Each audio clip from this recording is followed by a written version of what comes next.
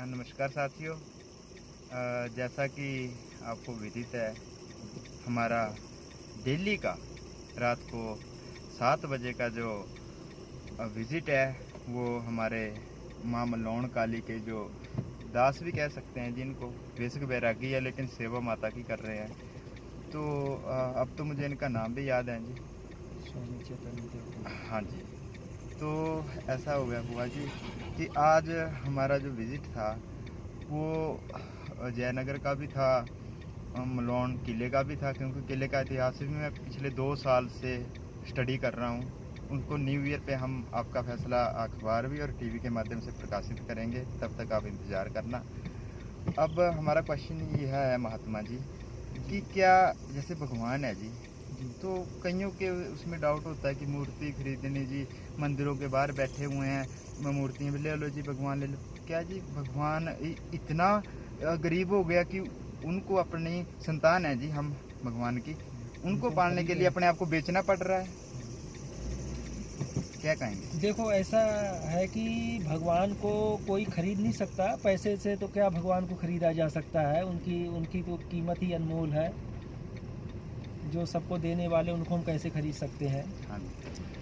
तो दाता को याचक कभी खरीद सकता है? कभी नहीं खरीद सकता। हम तो याचक हैं, हाँ जी। वो तो दाता है। तो भगवान को जैसे हम जयपुर जाते हैं, मूर्ति स्थापना करते हैं, मंदिरों में लेने जाते हैं, तो जो समझदार लोग होते हैं, हम उनकी भेंट देकर आते हैं, ना कि खरीद कर लाते हैं। उनको खरीद कर नहीं लाते, हम उनकी भेंट देकर आते हैं उनको। ठीक है।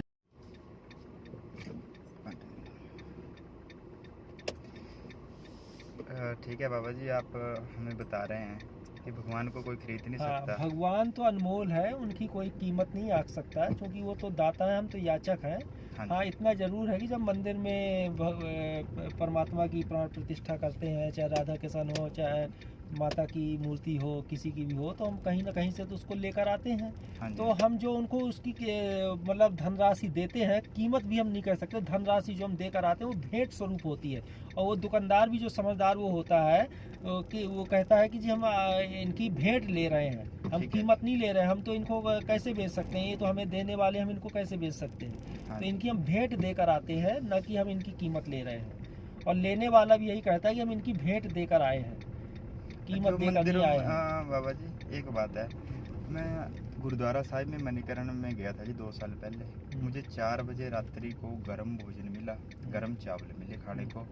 मैंने जूते खोले, उनका कोई पैसा नहीं लगा। मुझे कमरा रहने को मिला, कोई पैसा नहीं लगा। सुबह ब्रेकफास्ट किया, कोई पैसा नहीं लगा। अब उससे अगले हफ्ते जी मेरा टूर नैना देवी का बन गया, मामा जी के साथ गया मैं।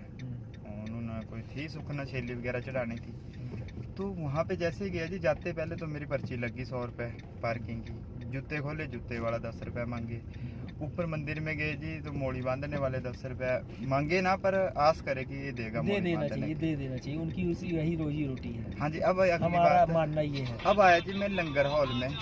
तो लंगर हॉल में क्या हुआ जी कि लंगर हॉल में आने के बाद बाबा जी, जैसे ही मैं लंगर हॉल में आया तो वहाँ पे लिखा हुआ था कि लंगर का टाइम 12 से 2। हेलो।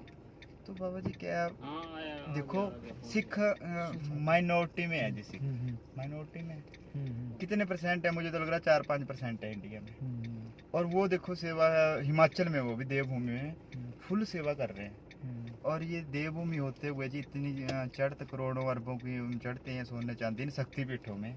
क्या इन शक्तिपीठों में ऐसी व्यवस्था बन सकती है? अगर बन सकती है तो कैसे बनाना चाहिए? जो बेचारे गरीब होते हैं, उनको मंदिर से ही उनको उनकी भरण पोषण होना चाहिए, हम तो ये कहते हैं। नहीं, जो माथा टेकने जी भक्त आते हैं, पंजाब से आते हैं जी श्रद्धालु नवरात्रों में, अब उनको बेचारों को पहले देना पड़ता है कमरे का किराया। लेकिन एक बात हम आपको बता रहे हैं, आपकी बात रोक रहे हैं। हाँ जी। देखो, मंदिर चाहे कितना ही बड़ा मंदिर हो, चाहे सिद्धपीठ हो, कहीं भी हो, वहाँ जो पैसा आता है भक्तों से ही तो आता है। चाहे पंजाब के आए, चाहे दिल्ली के आए, चाहे महाराष्ट्र से आए, कहीं से भी आए। एक गरीब आता है, वो बेचारा मत्था टेक के चला जाता है, भोजन भी करके चला जाता है, वो 10 रुपए दे के नहीं जाता। और जो अमीर आता है, अगर हम उससे भी वो भी पैसा अगर देकर नहीं जाएगा, तो फिर मंदिर का जो और भी व्यवस्था वो कैसे चलेगी? तो मंदिर की व्यवस्था अमीरों से ही चलती, बड़े लोगों से ही चलती है। तो इसलिए जो वहाँ पर मान लो थोड़ा मोड़ा राशि ली जाती है, चाहे भोजन की हो, चाहे ठहरने की हो, कुछ भी हो, क्योंकि पैसा वो सरकार तो देती नहीं सिद्धपीठों को पैसा। हाँ जी, हाँ जी। पैसा सरकार तो पब्लिक उल्टा से ही आता है, लेती है सरकार, उल्टा उल्टा टैक्स फैक्स लेती है, और मंदिरों को तो डोनेट भी नहीं करती कुछ सरकार। तो बड़े बड़े लोगों से उनकी मन्नतें पूरे होती हैं और वो चढ़ा के जाते हैं पैसा। अब सबसे धनवान मंदिर जानते हो कौन सा है? हाँ जी, हिमाचल का बताओ। हिमाचल का तो हमारे ख्याल से ज्वाला जी होना चाहिए, शक्तिपीठ। और नैना देवी भी जी काफी मशहूर नहीं है। ज्वाला जी चूंकि कहीं आदमी मूर्ति और जगराता वगैरह कराता, सीधे ज्वाला जी जाता है, जोत लेने नहीं जाता है जी। और वहाँ अकबर ने छतर भी चढ़ाया था, छत्र सुनने भी में चढ़ाया आया था है। सोने का। हाँ, लेकिन बिल्कुल उसके दिल में खोट था, वो दुष्ट था, तो वो काला हो गया था, माता ने एक्सेप्ट नहीं किया था। क्या ये अच्छा, सत्य है? ये हमको इसके बारे में जानकारी नहीं है। अच्छा जी। अब मेरा जी अगला सवाल, एक बार मैं नैना देवी गया जी माथा टेकने। मैं तो बहुत बार जाता हूँ, मैं वहाँ पे ऑब्जर्व भी करता हूँ एज ए पत्रकार, पर मैं रिकॉर्डिंग नहीं करता जी। जैसे मैं मत्था टेकने अंदर गया तो मुझे ना एक पुलिस वाले ने धक्का मार दिया, होमगार्ड ने, बोलता आगे चलो, और मेरी टोकरी ले ली। मैंने बोला फिर मैं तो आगे चले जाता हूँ, माता तो हर जगह है, तो तू ही कर ले पूजा पाई, मैं चले जाता हूँ। और मैं आ गया जी वहाँ से। ये गलत है, ये आपकी हम बात समझ गए। हम भी वैष्णो देवी गए थे, हाँ जी। तो वहाँ पर पहले तो हम गए तो बड़ा अच्छा लगा, आरती में हमको शामिल होने की। सेकंड बार गए हाँ तो जी। कहते हैं कि आरती में जाना तो 1100 रुपये की पर्ची कटानी पड़ेगी। अच्छा हमने जी। कहा ये सिस्टम कब से? हम एसडीएम के पास भी गए, वहाँ के जो व्यवस्था हाँ। देखते हैं, हाँ कहा जी। जी साधु महात्मा कोई भी 1100 रुपये पर्ची। तो हमने कहा रखो अपना मंदिर, ऐसे में तुम्हारे मंदिर कोई आएगा भी नहीं। तुमने तो ये यानी धर्म के नाम पर तुमने व्यापार खोल रखा है, ये धर्म के नाम पर दुकान दे। अपनी श्रद्धा से हम तुमसे कुछ ले तो नहीं रहे ना। हाँ, तुमसे हम कमरा कहते कि आप कमरा दे दो हमें, तो उसका हम पैसा कुछ ना कुछ देते। अरे दर्शन करने के लिए भी तुमने तो फिर तो ये तो तुमने दुकानदारी बना रखी है। ऐसे में लोगों की निष्ठा टूटती है। फिर हमने उस दिन वहाँ वहीं से दूर से ही प्रणाम किया भगवती को। हमने कहा हे देवी माँ, आज तेरी कृपा से हमें इस बात का ज्ञान हो गया है कि तू तो हमारे हृदय में वास करती है। हाँ जी। उस दिन का दिन हम वैष्णो देवी गए नहीं कभी। देखो जी, मैं उस भी दिन का दिन है। जिस दिन मुझे धक्का दिया जी, मैं भी नैना देवी नहीं गया उस दिन के बाद, ना जाऊंगा। और जब व्यवस्था चेंज हाँ, हो जाएगी जी, हाँ। तब जाऊंगा, नहीं मां के दरबार नहीं आएंगे। हम ये तो मैं कहकर अरदास आए थे कि हे देवी माँ, तेरी कृपा से, तेरी प्रेरणा से हमें इस बात का ज्ञान हो गया, तू तो हमारे हृदय में वास करती है। देखो ये तो इन लोगों ने दुकानदारी खोल रखी है यहाँ पर। हाँ जी। और ये तो मनी कलेक्शन सेंटर लगते हैं जी मुझे, ये मंदिर गलत से है ज्यादा। कि दर्शन करने के लिए भी तुम पैसे लो। अरे ठीक है, तुमसे कोई कमरा मांगते हैं, भोजन मांगते हैं, उसका पैसा लो, ठीक है, जायज है। लेकिन दर्शन करने के भी पैसे लो, ये गलत है। गलत है कि नहीं है? और देखो, और दर्शन करने वाले को तुम दर्शन भी न करने दो, 1 घंटे बाद 2 घंटे बाद तो उसका नंबर आया और फिर तुम उसे आगे धक्का दे दो, दर्शन भी न करने दो, वो भी गलत है।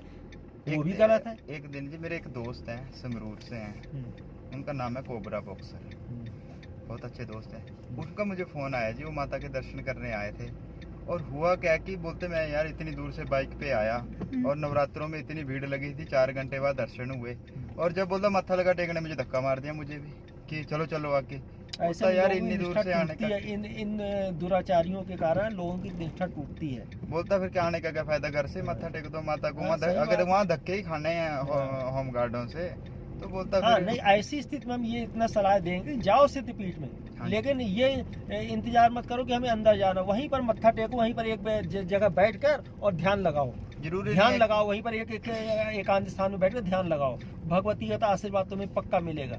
जरूरी मत नहीं है जाने कि दो, मनी भगवती को प्रार्थना करो कि हे देवी माँ, हाँ जी, हाँ जहाँ तक आपकी मूर्ति विराजमान है, हाँ जी। वहाँ तो इन लोगों के कारण हम पहुँच नहीं पाएंगे। हम हाँ यहीं से आपको प्रणाम कर रहे हैं, तो आप हमारा प्रणाम स्वीकार कीजिए। और पैसा वहाँ चढ़ाने के बजाय किसी गरीब को गरीब दान को कर। दे दो, सही बात है। हाँ, किसी गौशाला में दे नहीं, दो। जहाँ पर ढंग से अगर दर्शन करने दे, हाँ, वहाँ वहाँ तो तो चढ़ा दो। हाँ, लेकिन जहाँ न करने दे, तो वहाँ पे बिल्कुल चढ़ाओ पर भी न मत पैसा किसी गरीब को दे दो। क्योंकि ये हम भी इसके पक्षधारन, जैसे आपने बताया ना, कोई तिलक लगाता वो 10 रुपये दे देना चाहिए। बेचारे 10 रुपए के, उनकी इतनी, अगर इतने अमीर होते तो वो 10-10 रुपए के लिए क्यों बैठते वहाँ पर? महात्मा जी क्या उनको तो लंगर, देना क्या चाहिए। क्या लंगर भी 24 घंटे हो सकता है? क्यों, जब सिखों के गुरुद्वारों में होता है जो 24 घंटे कहाँ होता है सिखों में? नहीं जी, मणिकरण में 24 घंटे है। रात नहीं, को हम जाओ तो आप, एक दिन को बार जाओ। यहाँ पर अनंतपुर साहब के पास गए थे, उनका भी टाइम होता है 9, 9:30 बजे बंद हो देखो जाता जी, है। अनंतपुर का तो नहीं मैं कह सकता, लेकिन मणिकरण साहब में साक्षात 2 बंदे गुआ हैं उसके। 4 बजे हम 24 घंटा चलता है। गर्म जी, वो भी गर्मा गर्म मिला हमें चावल। और हाँ, बेसिक डालने वैष्णो वाले देवी में भी बाण गंगा में 24 घंटा वहाँ भी नहीं चलता। वहाँ भी 9 बजे के बाद जो है, सुबह 6 बजे से 5 बजे शुरू हो जाता। 5 बजे चाय मिलेगी आपको, चाय और मट्ठी। अच्छी व्यवस्था बना रखी गुलशन कुमार ने। ठीक है। अब एक बात बाबा जी, अब लास्ट में आपको जरूर टोकूंगा। मंदिरों में क्या होता है जी, इतना चढ़ावा है, माता रानी की फुल कृपा है, लेकिन क्या माता रानी चाहती है कि मेरे भक्त इतनी दूर से आए, वो भूखे जाएं? मान लो भक्त टाइम से 12 के 2 बजे के बीच नहीं पहुंचता है लंगर टाइम में, तो भूखा ही जाता है जी। हाँ, तो वैसे ऐसी व्यवस्था बनाना चाहिए मंदिर में कि लोग दूर दूर से आते हैं, जितना तुम भोजन कराते हो उतना वो दान करके भी जाता है, ज्यादा ही दान करके जाता है। तो मंदिरों में ऐसी व्यवस्था होनी चाहिए, रात बिरात कोई भी कैसा भी आए उसके लिए भोजन की व्यवस्था बनानी चाहिए, या कि ऐसा कर दो कि जो लोग बाहर से आते हैं, दूर दराज से आते हैं, उनके लिए केवल कर दो, जो स्थानीय लोग उनके लिए मत करो, या कि सबके लिए कॉमन कर दो, क्योंकि लोग दूर दूर से आते हैं, कभी कभी 2 बजे रात को पहुंच गए। तो ऐसी व्यवस्था होनी चाहिए, वैसे अच्छा, ऐसी होनी चाहिए व्यवस्था मंदिरों में भी, क्योंकि वहाँ पर जितना आदमी उतनी दूर से आता है उसका तुम्हारा 10 गुना क्या 100 गुना चढ़ा के जाएगा, क्योंकि ऐसे कोई घूमने तो आया नहीं है, श्रद्धा के कारण आया है। देखा जी, आज की डेट में मैंने एक ऑब्जर्व की बात है, मिनिमम चढ़ावा जो है वो शक्तिपीठ में जो गरीब से गरीब भी जाएगा वो 100 रुपए तो चढ़ाएगा। मैक्सिमम है जी, 1000 10,000 नहीं जी, लाखों करोड़ों बिल्कुल सही बात है। तो 100 रुपए अगर कोई चढ़ा रहा है जी, हम उसको 40 रुपए का खाना नहीं दे सकते। देना चाहिए। हम उसके जूते फ्री में नहीं रख सकते। लेकिन मंदिर की तरफ से, मंदिर कमेटी की तरफ से होना चाहिए। बाहर देखो गुलशन कुमार का लंगर लगा, वो तो मंदिर का व्यक्ति नहीं है ना, वो तो मंदिर का बाहर का व्यक्ति, लेकिन देखो उसने लंगर लगा रखा है, वो अच्छा भोजन खाया, हमने खुद खाया बाण गंगा में गुलशन कुमार का, इतना अच्छा भोजन कि कुछ पूछो मत, हमारी तबीयत खुश हो गई। तो हमको एक जगह बताया उन्होंने कि जितनी भी टी सीरीज की दुकानें खुली हैं, इनकी जितनी भी कमाई आती सब लंगर में जाती है। ठीक है जी, जय माता दी। जय माता दी। हमारे साथ एक भगत हैं जी, नाम दोबारा भूल गए जी। बाबूराम जी अब अपने घर जा रहे हैं। बाबूराम जी, महारानी भीमा काली, भद्र काली, माँ मलोन काली आपसे कृपा बनाए रखें।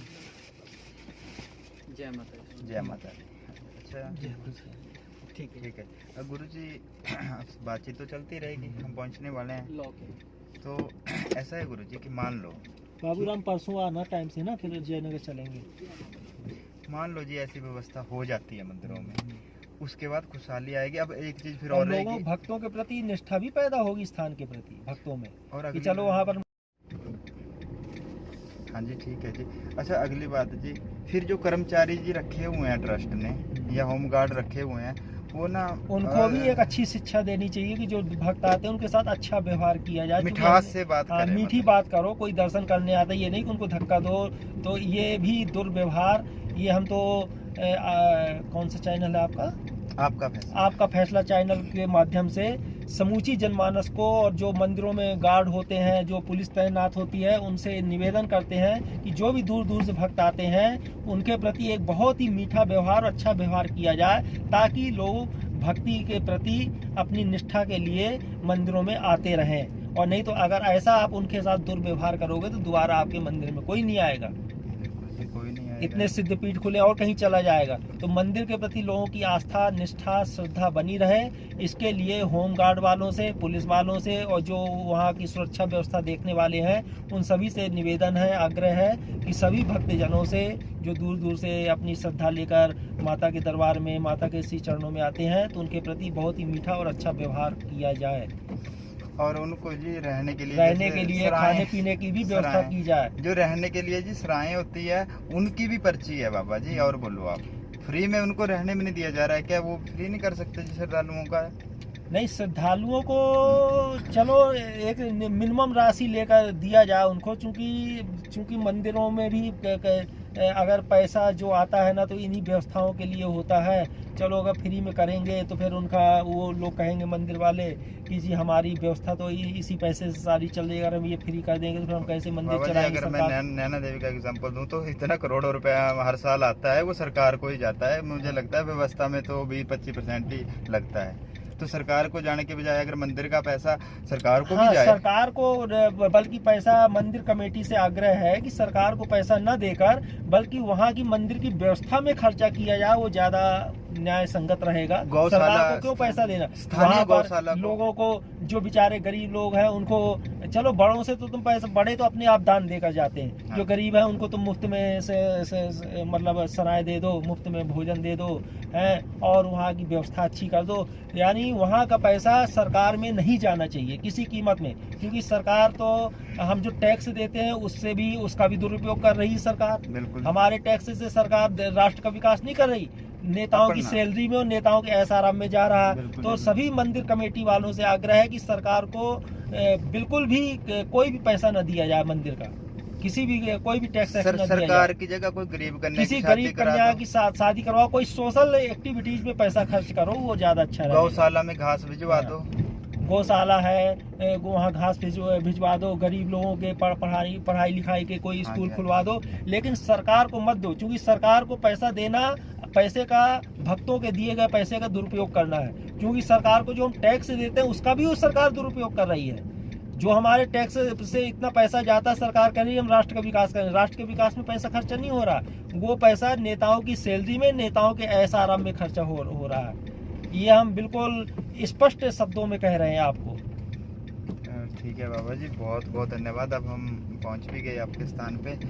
आपका फैसला से जुड़ने के लिए जी, और यह ज्ञान हमें देने के लिए, हमें तो नहीं, मैं कहूँगा संपूर्ण जनमानस को देने के लिए जी, माँ भीमा काली, भद्रकाली जिनके आप भक्त हैं, वो आप पे भी कृपा बनाए रखें, और जो हमारे भक्त जन हैं उन पे भी कृपा बनाए रखें, और दुष्टों का माता भीमा काली जी सर्वनाश करें। जय माँ भीमा काली। धन्यवाद। जय माता काली, जय भीमा काली।